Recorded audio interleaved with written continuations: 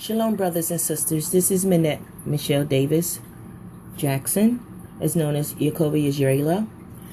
Today we're going to go over developing coping skills strategies in latter times, because as you know, the wrath of Yah is in the earth, and judgment is upon us. And we're going to start off with the prayer, because once again we must keep the full armor of a higher, our El Elohi, our mighty God, on, because you know we wrestle not against flesh and blood, but we wrestle against, spiritual wickedness in high places, the principalities, against the powers, and against the rulers of darkness of this world, and spiritual wickedness, like I said, in high places. So it's going to take a lot of internal mental effort to overcome, because this is a mental war as well as a spiritual war, not only physical. So we're going to get into prayers that I ask Abba Yah to open up your minds and your eyes so that you can understand what we're about to go through. So again, Abba Ahaya, open their eyes and their understanding, that it may be enlightened, that their intelligence may be clarified, that they may see the things as they are. And I pray in Yeshua's name, amen. So we're going to start off with a few scriptures to remind you why we're going to go over these coping strategies, because it's going to be some horrific things that some of us may have to witness, and we need to be able to cope with what we're going to see, because it will be as a witness and testimony to some. So we're going to start off with Deuteronomy chapter 4 verse 29 through 31. It says, "But if from thence thou shalt seek," and this is from the King James Version, because the Messiah, his brother was James. He said to follow James, so I only go by the King James Version, and any other book that I am that I am have me to go over with you. So once again, we're going over Deuteronomy 4:29 through 31.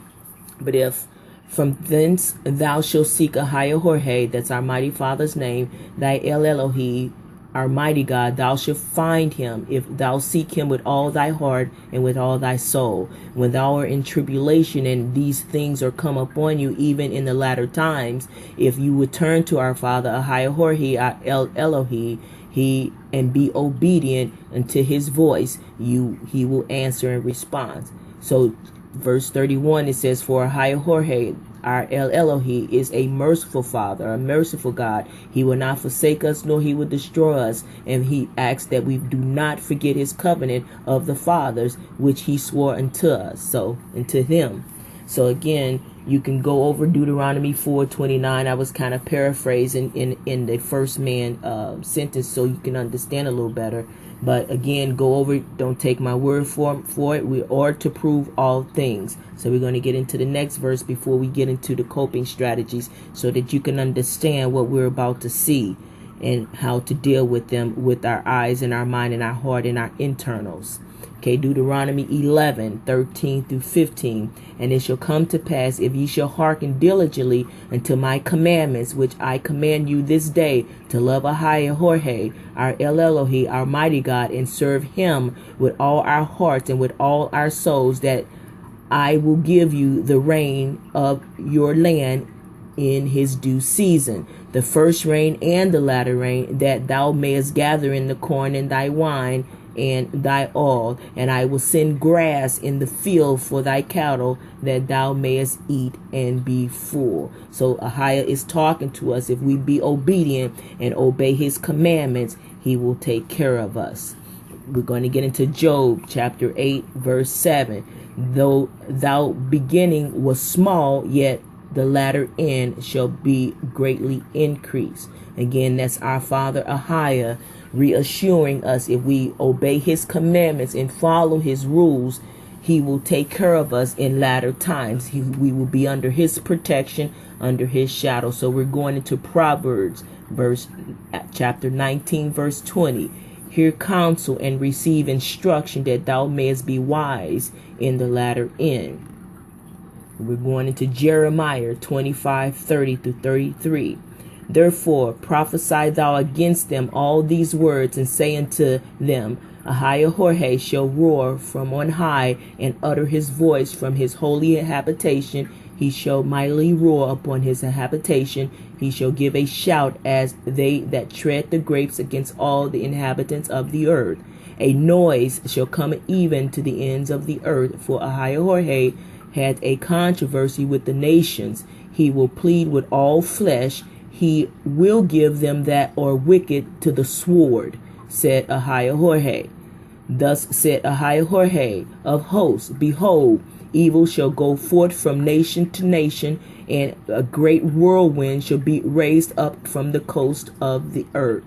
And a slain of Ahijah shall be at the day from one end of the earth even unto the other end of the earth. They shall not be lamented, neither gathered nor buried, and they shall be dung, which is shit, upon the ground. So again, our Father in heaven is preparing our minds and our hearts what he is about to do to the wicked people that is upon the earth. He's about to pluck them from the earth, but they are to receive their reward. Some of you will see some horrific things, what he's about to uncover with your eyes. So again, these scriptures will help you as we get into the coping strategies. We're going into 1 Corinthians chapter 4, verse 5. Therefore, judge nothing before the time until Ahijah, our mighty God, come, who both will bring the light, the hidden things of darkness, and will make manifest, will show us the counsels of the hearts. He will show us what these people been saying with their mouth, but he's really going to show us what their hearts are doing.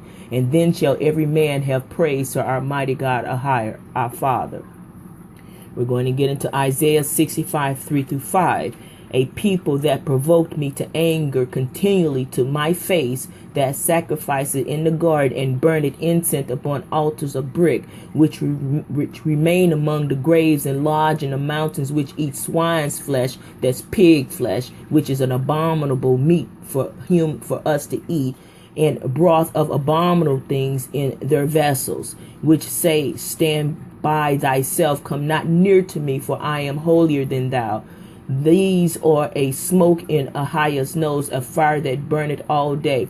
Ahijah do not like these people. They be sacrificing to idols. They have their little private lodge, occult stuff.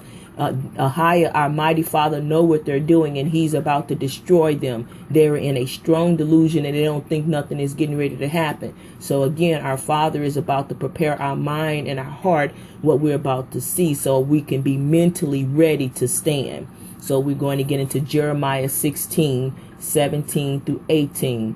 For my eyes are upon all their ways. They are not hid from my face, neither is their iniquity hid from my eyes. And first I will recompense, that means pay back their iniquity and their sin double. Because they have defiled my land, they have defiled my inheritance with the carcasses of their detestable and abominable things. So again, we are back at the beginning in the days of Noah, where there were giants in the land, creepy things.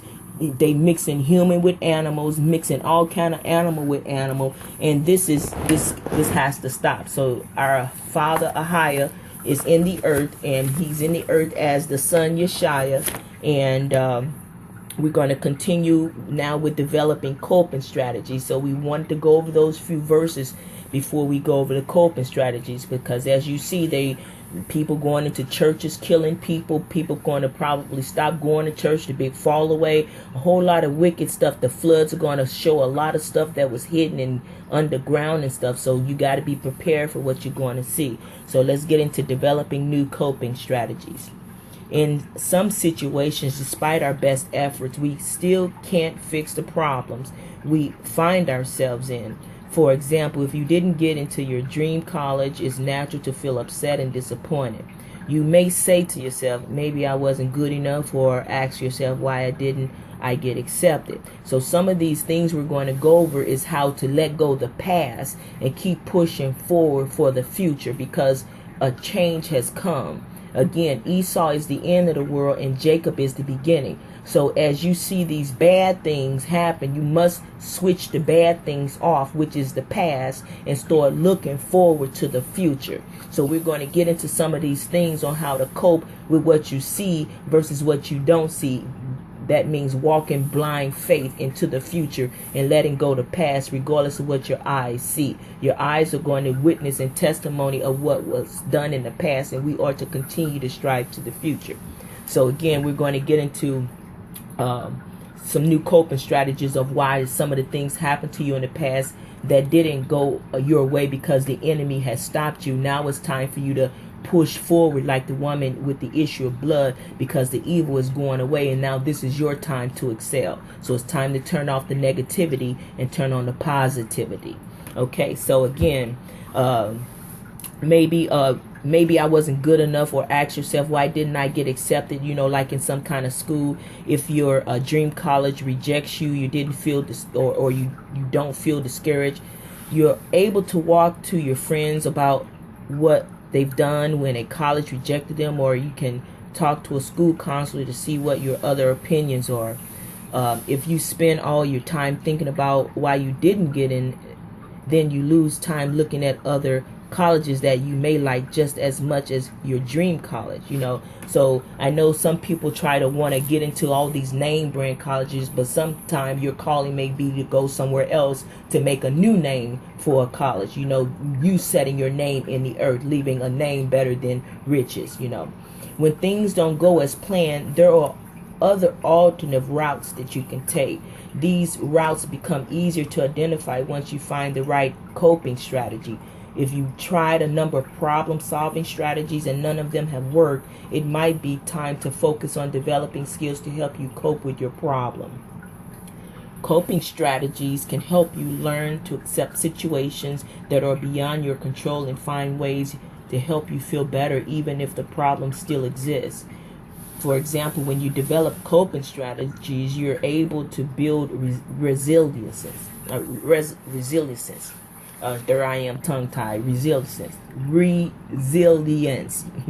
You're able to see things in a better perspective, and you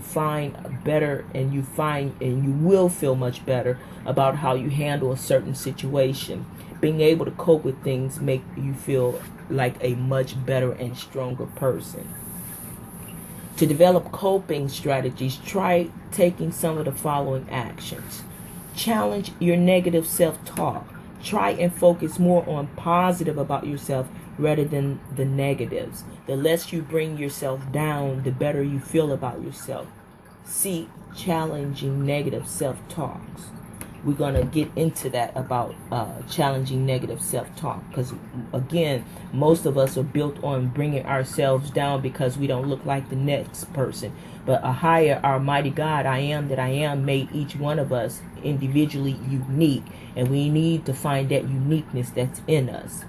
How about talk to people who can support you? Opening up, whether it's to a best friend, a close family member, or a counselor, can be helpful. They may offer a new perspective or just comforting response to help you through.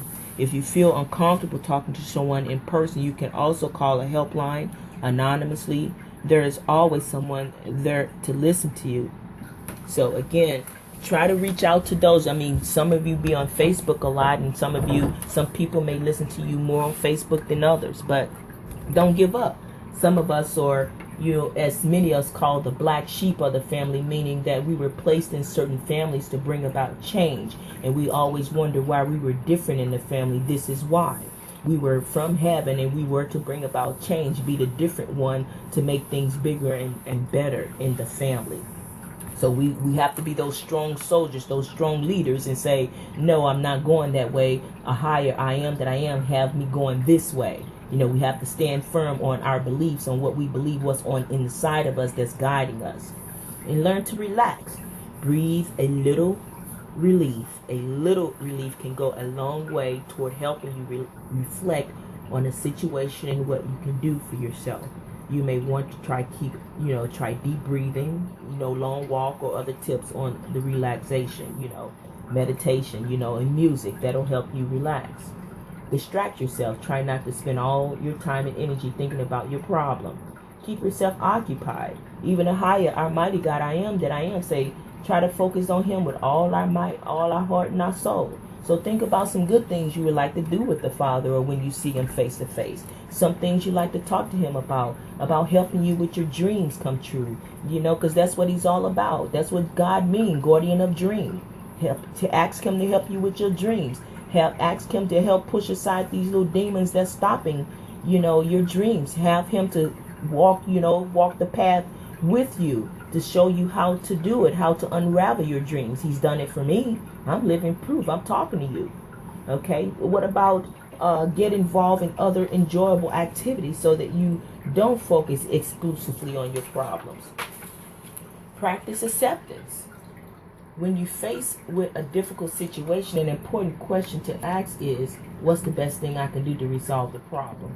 If there's anything you can do, it's important to work through the option one step at a time. But sometimes you might find yourself in a situation that you can change no matter how much you would like things to be different. Some things you just can't change. Some things you just have to walk into it and learn the lesson that it's teaching you, whether it's one of the 5 fruits of the Spirit, whether it's patience, kindness, self-control, joy. So all of us going through the tree of good and evil, and we have to, having to learn the fruits of the Spirit is mentioned in Galatians 5:22-23. Let's get into some examples. For example, you can't do much about your height, your age, most of your physical features, or the family you were born in.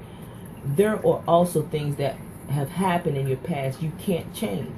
What has happened or has happened, and we can't change the past, but you can still change the way you deal with a situation in the future. So again, stop dwelling on the past, because that's what Satan wants you to keep staying in the past. He don't want you to forgive your past, but you have to forgive your past in order to learn and push forward to the future. The best way to deal with situations you can't change is to practice acceptance. So again, being humility means thinking about other people than yourself. You got to be humiliated before, it's humiliation, and then you have to surrender and be under submission under Yah before you're honored. Okay? What about okay, Yah just gave you the horn about that. So coping strategies and resolutions. Is there a situation that you don't like? If you can change it, try working through the 8 steps in the problem-solving fact sheet that I will verbally talk to you guys about how to solve some problems. If not, see how you feel after trying to accept the situation, and what you can say to yourself to accept the situation. What sort of things you can do to get on with your life in a positive way in spite of your problems. So again, we're going to go over some steps verbally. I'm reading to you guys on how to get this. You teach one, each one teach one. Someone gave me the knowledge, and I'm passing a lot knowledge on to you to help you as well. So remember, the problems are a normal part of life, and that we usually feel better when we do something to resolving them rather than just dwell on them. But if you can't solve the problem, it's helpful to change the way you think about it. Practice acceptance and move on with life in a positive way. What is self-talk? We mentioned earlier we was going to talk about self-talk. Many of us say we have that conscious mind, something tell us in our mind, and we go back and forth. No, I'm going to do this. No, I'm going to do that. That's kind of like an example of self-talk. But let's get more in detail about it. What is self-talk? As we go about our daily lives, we constantly think about and interpret the situations we find ourselves in. It is like we have an internal voice that determines how we perceive every situation. We call this inner voice our self-talk, and it includes our conscious thoughts as well as our unconscious assumptions and belief. But we also know that these bodies are not ours, that they are our Heavenly Father's. He sits in the temple in the mind, guiding us. So when we hear that small, still voice telling us to do something, we have to, determine which spirit is it. Is it the Father talking to us, trying to guide us one way, telling us right from wrong, and we ignore his voice anyway and do it, and then we end up correcting ourselves and doing what the small, still voice told us anyway. So again, it's deciphering which spirits. You have to test the spirits, because some of these wicked spirits in the due to Wi-Fi and microwave and airwaves, we know Satan is the prince of the air. So we have to determine whose voice we're listening to, because remember, we're not wrestling against flesh and blood, but against spiritual wickedness and powers and rulers in high places. These are spirits we're dealing with. Let's talk about positive self-talk. Positive self-talk is challenging the negative or unhelpful aspects of your thinking and replacing them with more reasonable and helpful thoughts. This is a powerful way to feel better either about yourself or a situation. Like, for example, for me, if I'm having a bad day, for example, bill collectors calling, trying to get on my nerve, that's a pass. I say my Father forgave my debt and I forgive them for keep calling me. And then I look to the future. I say, okay, my Father is going to bless me with something greater, or to bless me with this. So you change it to something positive, and that positive start coming true if you believe. The more you believe, the more you will receive. It comes true. Okay, how about... let's talk more on negative self-talk so we can identify when we're talking about negative self-talk versus positive self-talk, and then you would know how to switch it off when it, as a result, if it happened. So an example of negative self-talk would be if you tell yourself that there is no reason to study for an upcoming test because you already know that you're going to fail, or you may not even try to study because you believe you won't pass regardless. However, if you believe that you will do well on the test, or that studying will help, then you're much more likely to do well on the test. Don't doubt yourself. You're capable of achieving a lot more than you think. A challenge with negative self-talk is that what you think or say to yourself might seem true. You might assume that your thoughts are facts when in reality are based on your perspective or your perception. If you are feeling down on yourself for some reason, this lead to your thoughts becoming especially harsh. So again, try not to think down on yourself because you believe you failed in life. We're just going through growing pains and things are turning around. All those that had blocked us from our dreams, those people are going away. So it's time for you to stop thinking about negative and start thinking about positive, and think about the things you're going to do when these people go away. Start kind of creating your future in your mind, positive thoughts. So let's see what they say more on negative self-talk. Negative self-talk can also affect your self-esteem. When you feel down, it is likely that you're hard on yourself and you might criticize and judge yourself unfairly. The worse you feel, the more negative you self-talk is likely to become. It can be helpful to put a more positive perspective on things. For example, challenge your self-talk by imagining it's a friend in your situation and reframe it based on what you say to them. You're often nicer to friends than we are to ourselves. So again, try to role play. So again, our mighty Father, our mighty God said it's just you and him. So when you think of somebody in these situations, think that person is a higher I am that I am in a different form, just testing you. He's testing you on your negativity. He's testing you on your positivity. So just try it. Whenever you look at a person, they being mean to you, being nice to you, just imagine it as the Holy Father. So continuing on. Challenge the negative or unhelpful aspects of your thinking, enable you to feel better and to respond to situations in a more helpful way. You can practice noticing your own negative self-talk as it happens, and consciously choose to think about the situation in a more realistic and helpful way. You might be surprised to realize how distorted some of your previous thoughts were before.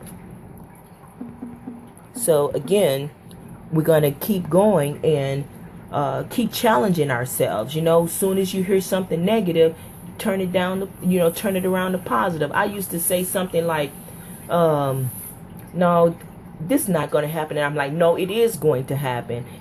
Sometimes we get those old sayings that's embedded in our minds, and we just say it out of just unconsciousness. So we got to get out of that and wake up our minds and listen to our words that we're speaking.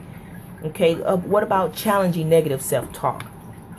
Identifying self-talk can sometimes be tricky because it's so automatic, you might not even be aware of what's going on in your mind, your own mind. However, whenever you find yourself feeling depressed, angry, anxious, or upset, use this as a signal to reflect on your thinking. A good way to test the accuracy of your perception is to ask yourself some challenging questions.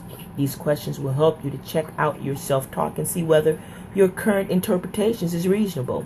It can also help you discover other ways of thinking about your situation. Recognizing that your current way of thinking might be self-defeating and prevent you from getting what you want out of life. That can sometimes motivate you to look at things from a different perspective. Let's take a look at reality testing. What evidence supports my thinking or my thoughts based on fact or my interpretation of the situation? Am I jumping to negative conclusions? How can I find out if my thoughts are true? So again, when you're thinking about things and you trying to figure out if it's negative self-talk or positive, these are some ways you can test to find out which way your thinking is going. So again, number one is again reality testing. Again, we're going to go over what evidence supports my thinking or my thoughts based on facts or my interpretations of the situation. Am I jumping to negative conclusions? And how can I find out if my thoughts are true? What about number two? Alternative explanations. Or there are other ways that I could look at the situation? What else could the situation mean? If I were being positive, how would I perceive the situation? Is the situation as bad as I'm making it out to be? What's the worst thing that could happen? What's the best thing that could happen? What's most likely to happen? Is there anything good about the situation? Will this matter in 5 years? Sometimes what I do when I'm trying to solve a situation, some people call it the L7 that makes a square. Sometimes I call the constant as the root, meaning that those are the facts. And when I'm approaching a problem, I bring out my L7 or my square. And then I start asking these questions in the square. The first square would be, is this situation as bad, as good as, is I'm making it out to be? The other square would be, what's the worst thing that can happen? Then I start answering those squares. And then once I get my facts, then that fact start becoming a circle again until I approach another problem and make it a square. So that method might help some of you that know the L7 or the square when you're solving problems, to check every angle before you make a decision. What about goal-directed thinking?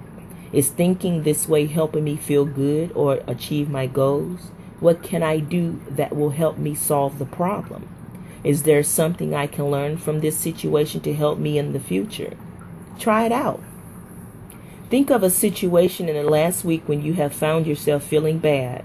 You might have been feeling upset, stressed, angry, sad, depressed, embarrassed, or even guilty.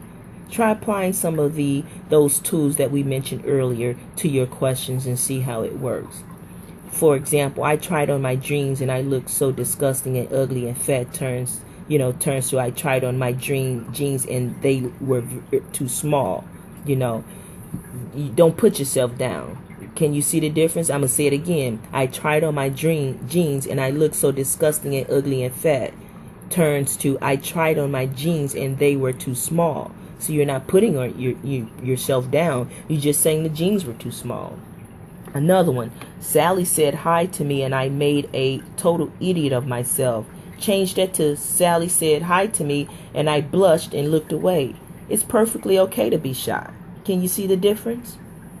I totally messed up that exam. I am a loser and I will never get a good job. Turned it into I didn't do as well in that exam as I would have liked, but that doesn't mean I'm not going to get the job that I want. Can you see the difference? So we have to stop putting ourselves down.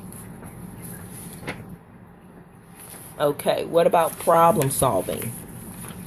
We'll get into problem solving another day, but I just wanted to go over those problem coping skills with you starting today, and tomorrow we're going to go over problem solving, because all of these are mental tools that we will need in order to make it through these latter days. Again, I bless you and I will talk with you soon. And we thank Ahaya Jorge for his lessons learned. Amen.